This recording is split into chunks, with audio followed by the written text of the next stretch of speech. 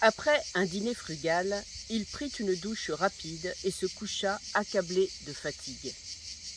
Quand moins d'une heure plus tard, Marion le rejoignit, il était déjà profondément endormi.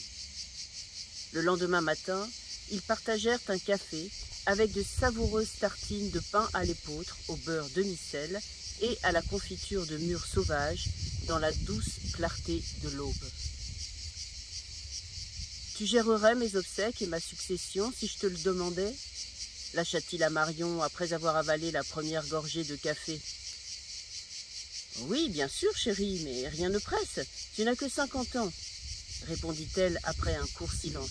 « C'est vrai, » murmura-t-il. « Bon, je file au marché, » lança-t-elle énergiquement, comme pour balayer leur sinistre échange. « Je t'accompagne. »« Non, chérie, reste au calme, repose-toi.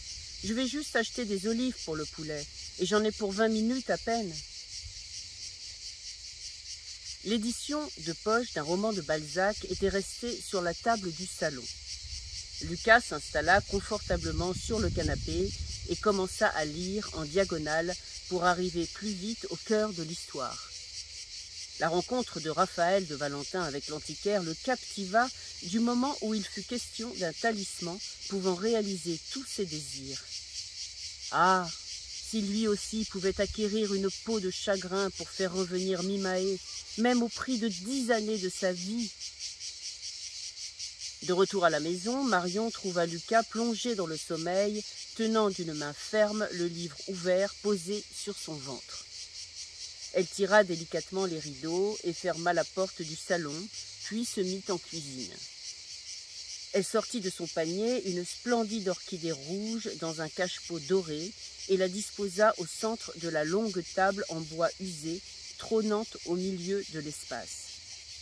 Au même instant, elle entendit Lucas crier. Sans paniquer, elle alla vers la porte du salon et l'entrebâilla. « Maman, maman, Mimae !» bredouillait-il. Le roman de Balzac tomba parce qu'il avait sursauté.